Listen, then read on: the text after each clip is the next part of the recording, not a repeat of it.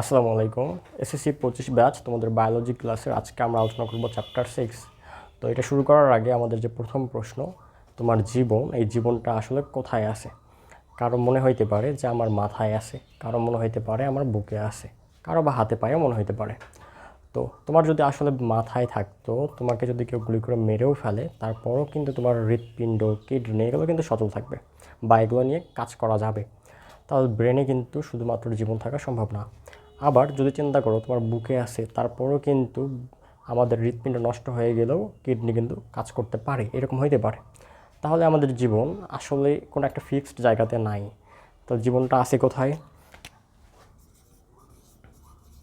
আমাদের জীবন, প্রথম যে কথা সেটা একটা না, তাহলে জীবন অনেকগুলো। আমরা সবাই মাংস খাই, মাংসর যে আঁশগুলো আছে, যে ফাইবারগুলো আছে, ঠিক ওই রকম ছোটো ছোটো যে অংশ, এবং আসলে তার চাইতেও ছোটো যে অংশগুলো পাই, তার আমরা নাম বলি আসলে কোষ।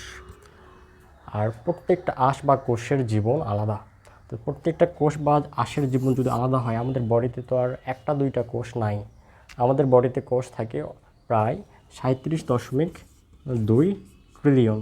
এখন এই ট্রিলিয়ন কথার মানে একটু আইডিয়া করতে হবে আমাদের।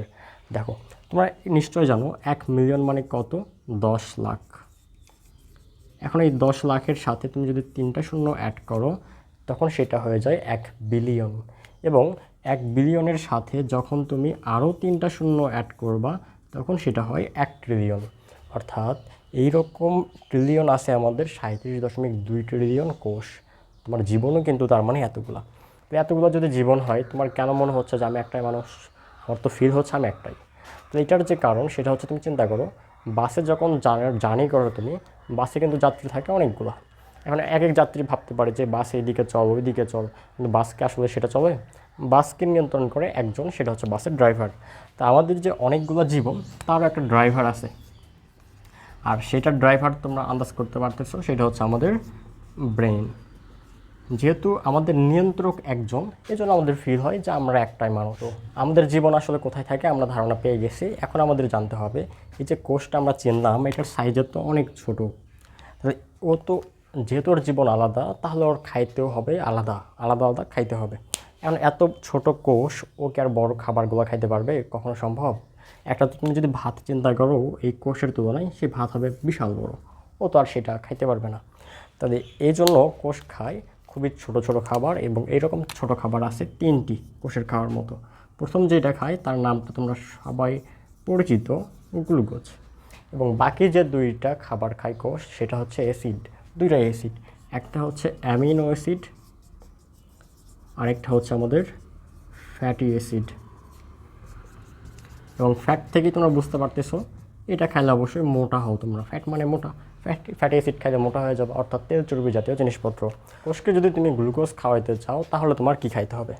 সাধারণত তুমি যে খাবারগুলো বেশি খাও, যেমন ভাত, রুটি, ভুট্টা, আলু, গম, এই জাতীয় খাবারগুলো, তুমি যখন এইগুলো খাবার খাবা, ভেতরে গিয়ে প্রসেস হয়ে ভেঙে ভেঙে তৈরি করবে ছোট ছোট গ্লুকোজ। এবং এই জাতীয় খাবারগুলো কিন্তু চিনি জাতীয়, আর যার কারণে এর আরেকটা নাম আমরা বলতে পারি শর্করা বা কার্বোহাইড্রেট। ওকে।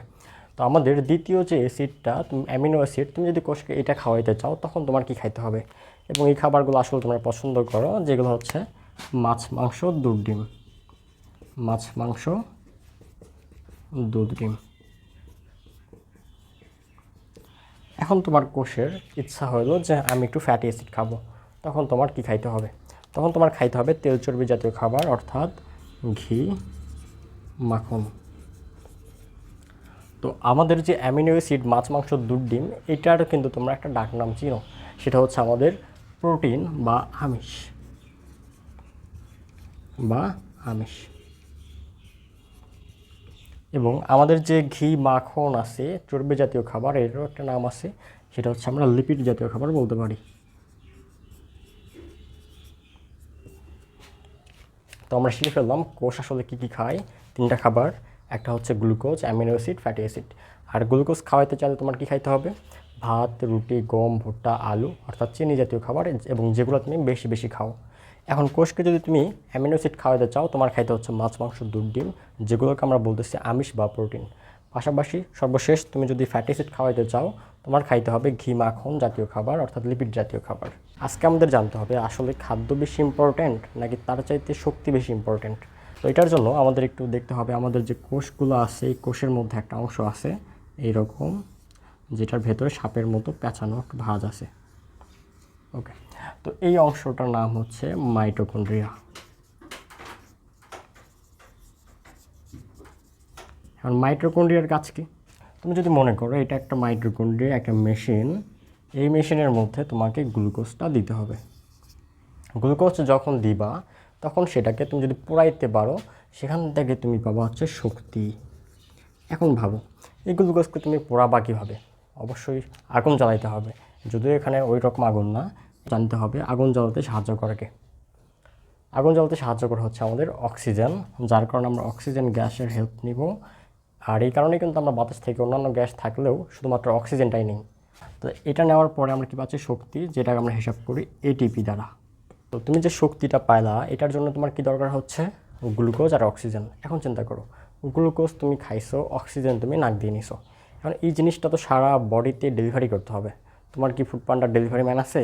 তোমার যে ডেলিভারি ম্যান আছে সেটা আমাদের মহান আল্লাহ দিছে, সেটা হচ্ছে আমাদের ব্লাড।